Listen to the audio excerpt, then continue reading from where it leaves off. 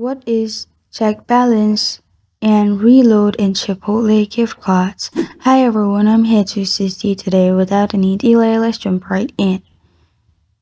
First, open chipotle.com/gift cards, and if you scroll down, you'll find two options, check balance and reload.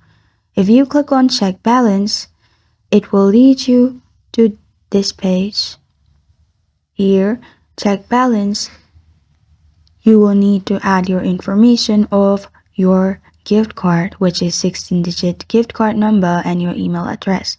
And this is to check balance of your gift card, how much money it has. And if you click on reload a gift card, it will lead you to this page. Here you will need to enter your gift card number and pay it afterwards.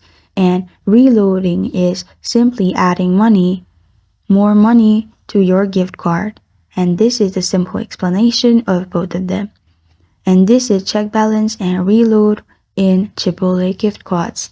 Thank you for joining me today. If this video helps you out, please leave a like and subscribe for more. Got a question or want to suggest a topic, comment below. Thank you for watching.